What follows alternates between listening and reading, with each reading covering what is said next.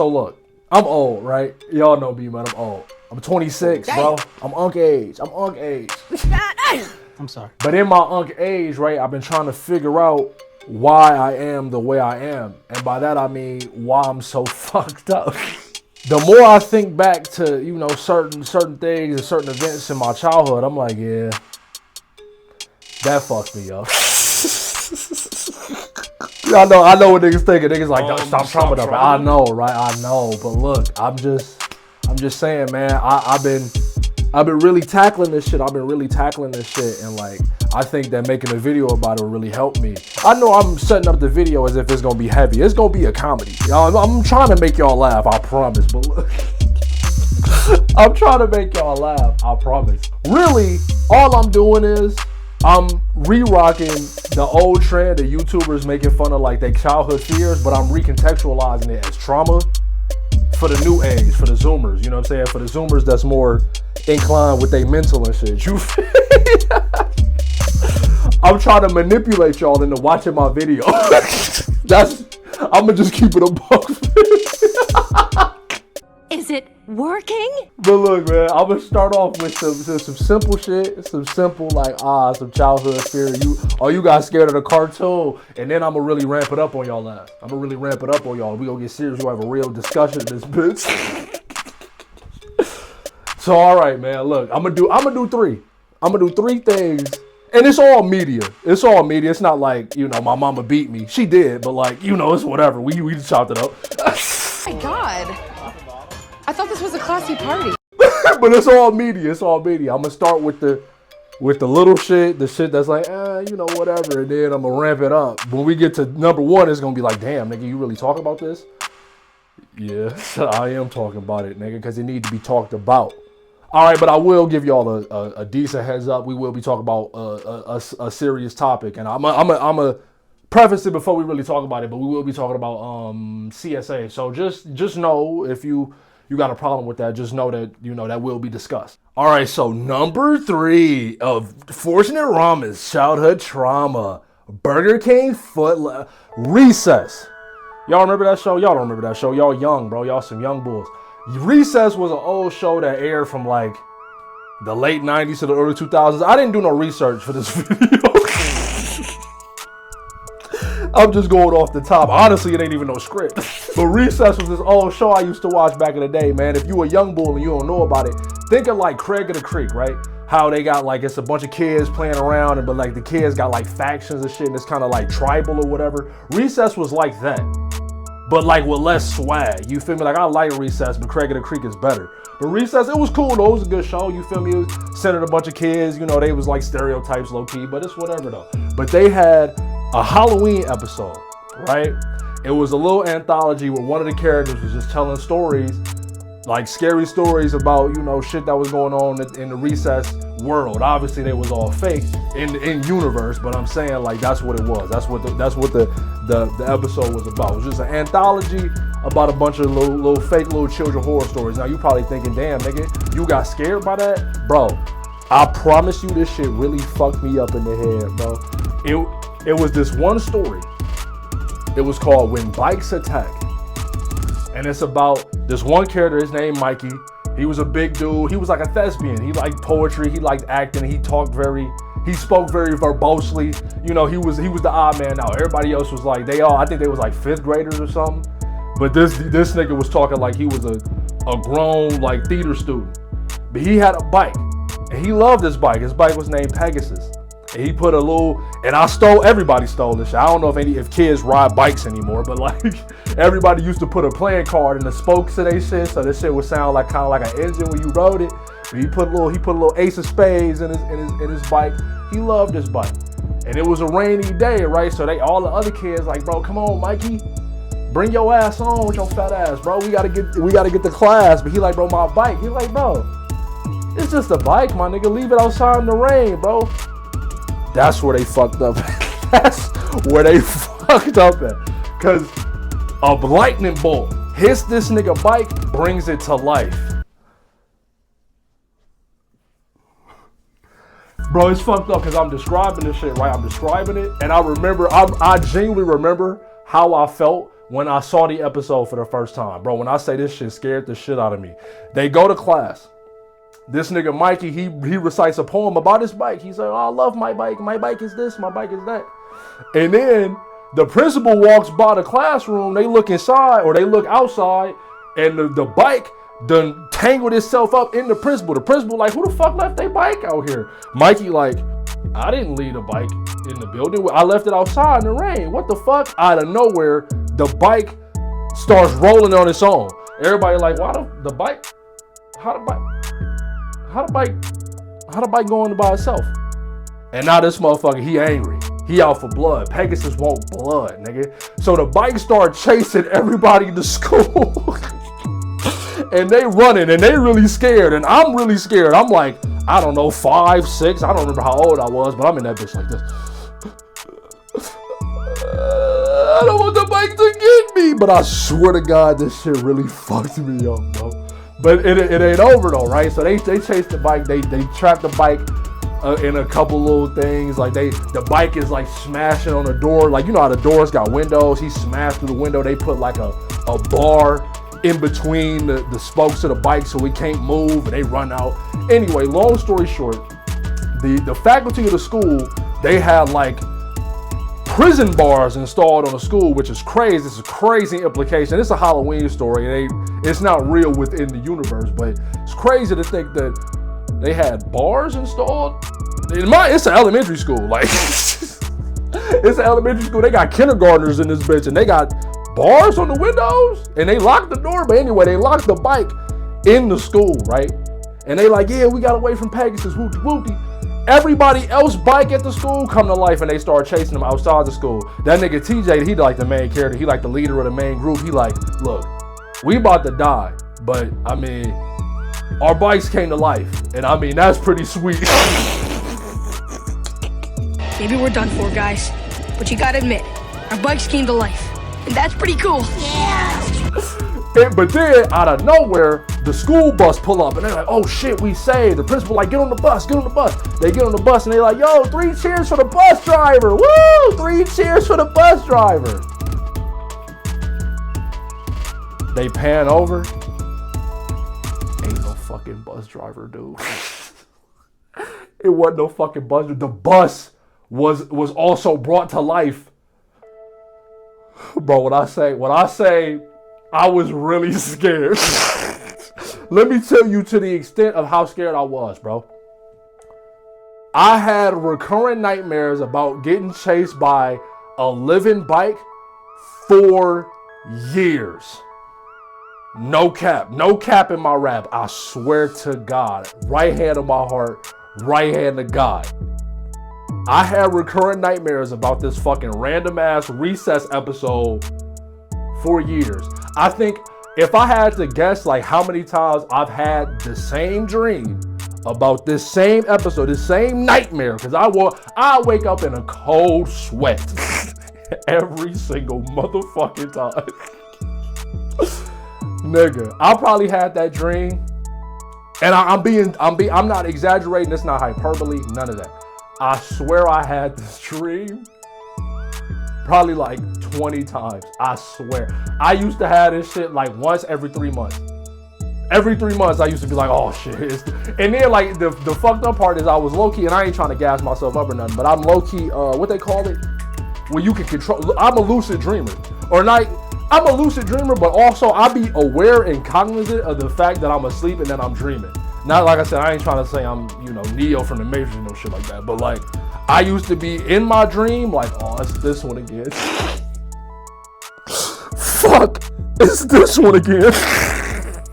But then can't wake myself up, so I just be like, well, I'm riding this bitch out till my body wake up, huh? This ain't just about a bitch. It definitely gave me a fear of inanimate objects coming to life. I think that's partly why, like yeah, Five Nights at Freddy's, right? You look at the shit and it's like, it's scary because the animatronics look weird and it's uncanny and shit. But honestly, I think that Recess episode really contributed to why, like, Five Nights at Freddy's really fucked me up. Or I mean, Five Nights at Freddy's ain't fucked me up, but the fact that I was scared or afraid of Five Nights at Freddy's at one point. Really, anything that's got something to do with an inanimate object coming to life, bro, you niggas should have seen me. Nigga, the first time I seen a Chucky movie, boy. First time I seen a Chucky movie, my nigga. Stop it. Damn near pissed myself, nigga. Real life, bro. Definitely one of those things that stuck with me for a minute. But look, fuck that. Let's on to the next one. Number 2. Fortunate Ramen, childhood trauma. Phone booth. Have y'all ever seen this movie, bro? Like I said, I ain't doing no research, so I don't know when it came out, but it's a movie, right? I think it's Colin Farrell and Kiefer Sutherland. I think it's Colin Farrell and Kiefer Sutherland. I should have did. Matter of fact, I'm gonna look it up. This nigga. Colin Farrell and Kiefer Sutherland and Forrest Whitaker. Forrest Whitaker was he was a cop? I should have rewatched this. Worst video of all. Phone booth. It's a movie about this dude. He goes to make a call in a phone booth. He gets a call from a sniper that's trained on his position, and my man says, "If you step out of the phone booth, I will shoot you." Like I said, man, I didn't fully rewatch the movie. I didn't rewatch the movie to make this video. It's really just, I just think it's funny to me that this like action thriller scared the shit out of me. I remember I was watching this joint with my mama, right? Me and my mom, we used to watch movies all the time together. I'm in her bedroom, sitting on her bed next to her, watching this movie, tears streaming down my face. It didn't even scare me so much as it emotionally impacted me. Cause I was just like, Mama,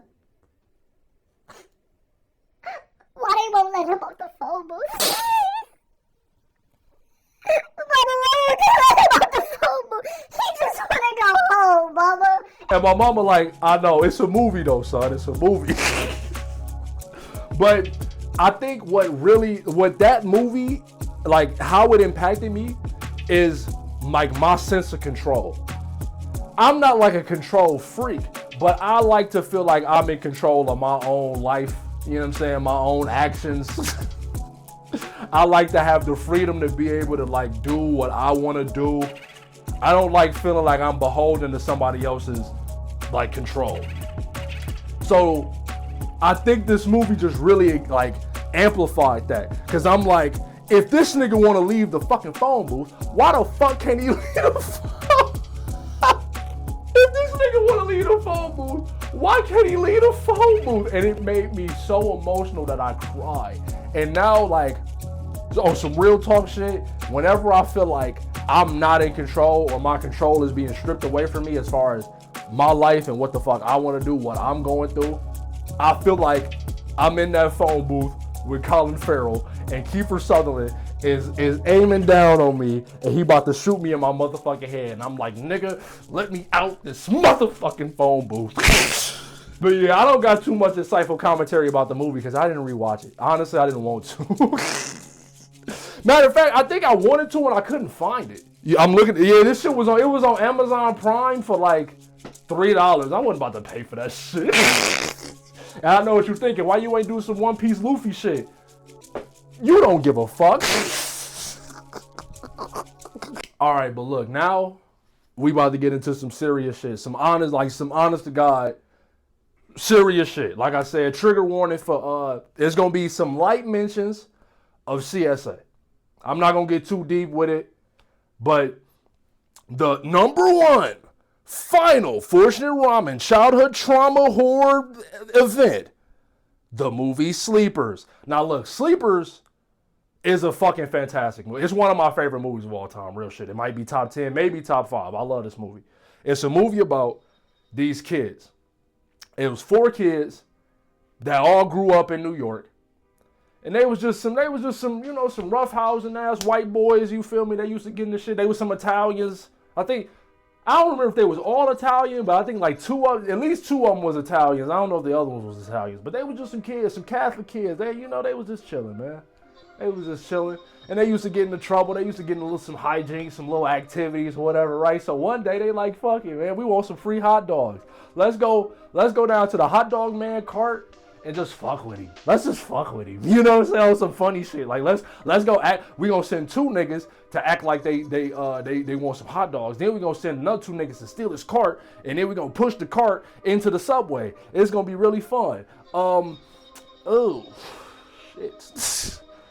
They push the cart down the stairs leading into the subway, right?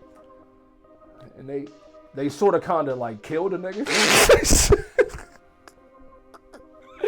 they like low key like murder the nigga low key, but like it wasn't like they ain't mean to. It wasn't like they was like, "Lo, let's hit this nigga with the glizzy cart and send him off to hell." It wasn't. It was an accident. It was an accident, but you know the the judicial system didn't really see it that way. These 4 little niggas get sent to juvie, and yeah. Like I ain't laughing because it ain't funny. It ain't funny at all, but like drastic change for these kids, man. Very drastic change for these children. The orderlies there are very abusive in more ways than one. They used to beat these kids for no reason, verbally abuse them, psychologically abuse them, but worst of all, I like I said, you heard the trigger warning, so you know how them niggas got down. It was really fucked up, and obviously it really impacted these kids for the rest of their life. 2 of them ended up being like gangsters, like mafia, not even mafia. They was just like thugs, and they ended up catching the main guard that was doing all that weird, freaky shit, all that fucking OVO shit. And they fed my nigga broad daylight.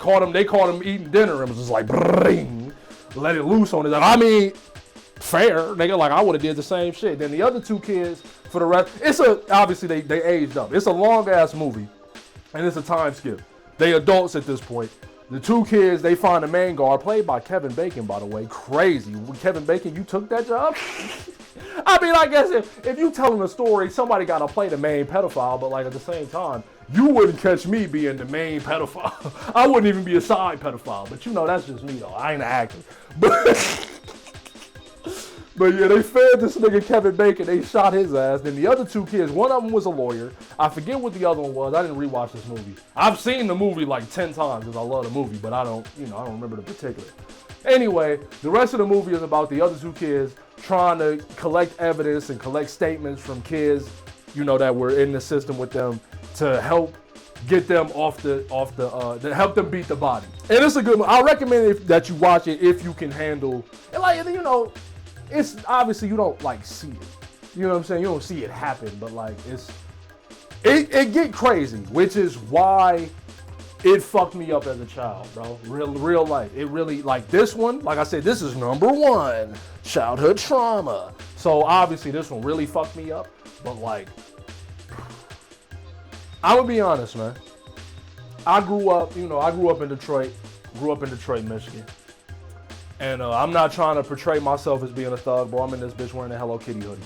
But, been around some shit, seen some shit, been around some niggas that felt like they ain't never had no options.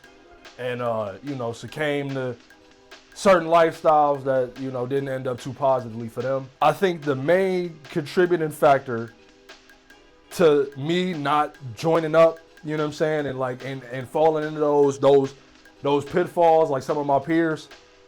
My main one is definitely like the fact that I had people around me that cared about me and showed me right from wrong and wooty. But number 2, this fucking movie, cuz I'm like, nigga, whatever the fuck y'all trying to get into as far as on some, you know what I mean, some hood shit, I know where that shit could end up. So I'm straight. Like I said, bro, I'm laughing. It's not funny, but at the same time, nigga, I'm telling you, niggas would be like, yo, we about to go shoot this move round the way. And this me is like a teenager. Like this shit, it went so long with me that it went all the way up until I was like 17, 18. You feel me? Like I said, I was a little bit outside, but I wasn't outside because I ain't want to be inside. You feel me? So niggas like, yo, we trying to shoot this move, we about to go do this, we about to go do that. I'm like, nigga, I'm cool. I'm in the house playing the game, bro. I'm playing the game, bro. Kevin Bacon is not gonna get me, boy. Fuck is you talking about? I'm telling you, man, that movie kept me on the straight and narrow, dog. Real life. For whatever little shit I did when I was outside, I never took that extra step into the world of, you know, crime and shit because of that motherfucking movie, bro. What the fuck was my mama thinking? She just had that shit in the house. That shit, we had that on DVD. I remember, man, I was just, you know, it was a long time, you know, for a couple years, we ain't really had cable. So, like, we be in the crib, we ain't had cable, we ain't have internet. So it was like, we watching shit on the bunny ears, or we watching DVDs and bootlegs and shit, right? So one day, I'm like, man, I gotta watch something, bro. I'm in this bitch bored as a motherfucker. I don't watch this movie. I'm 10, sitting in my motherfucker, and I was alone. I was in the house by myself. I don't remember where the fuck my peoples was at. But I'm in the house by myself watching this movie about kids being abused in all different types of ways, just appalled and getting my whole mind rewritten at the same, like, Brett, damn, bro. You feel me? Because before that, I used to be a kid, you know, my mama said be home by the streetlights. You know what I mean? I ain't really hearing that. Me and my niggas, we outside. Me and my niggas, we outside. We running in and out of abandoned houses and shit for fun. For no reason. We playing manhunt up until midnight type shit. I seen that movie and said, Mom, I'm gonna be in the house before the streetlights come on, Mama. I know when the streetlights come on at 8 o'clock. I'm be in the house by 7:30. The way they doing them little kids, bro, in that juvenile detention center, I'll be in the house by 6, Mama. I promise you. But nah, man, if anything, though, I gotta be honest, man. I low-key appreciate the motherfucking movie. Like I said, I don't want to attribute the whole shit to the movie because obviously I had my mama, I had my family, I had a community, I had a village around me that was raising me and taught me right. So I don't think that the movie was the number one factor, but it definitely helped. But I am grateful to the movie, though, because I'm like, shit, it showed me what could happen. Which I'm not saying that's indicative of everybody's experience on that side of the law, but it scared me straight. Fuck scared straight. So whatever the fuck, you know what I'm saying? The TV, the reality show with the little kids and shit. Fuck that. They need to sit motherfuckers down and watch that movie. You know, all right, yeah, okay, you want to be outside, you out there with your friends doing hood rat shit. Okay, nigga, watch this. Watch what these little motherfuckers get into. They killed the little black nigga on there. It was, I forget the actor's name, but it was a nigga that played Wink in 8 Mile. He was in that movie as a little kid. They beat him to death. I was like, bro, I'm cool. They doing all types of weirdo, freaky shit, and they killing niggas. I'll be inside playing. I love computers. I don't like gun toting, bro. I like computers. I like Hello Kitty.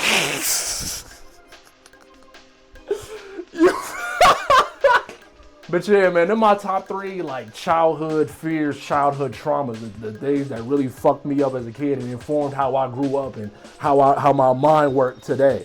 You feel me? I hope you enjoyed the video. If you did, I would appreciate it if you liked the video. And if you're not subscribed, I would appreciate it if you did, bro. We coming out with new videos. You see the new format? You see the new format. I got a goddamn lavalier, bro. We elevate. I know I told niggas like before the year was up last year, I was like, yo, we about to enter season 2. It was a long mid-season break. I ain't gonna lie. I was like invincible. But look, this is the real season 2, bro. Tap in with me, man. But look, I appreciate y'all watching the video, especially if you got to the end. I'ma holler at y'all. Y'all have a good day, man. And stay on the path of the straight and narrow, bro. And fuck OVO.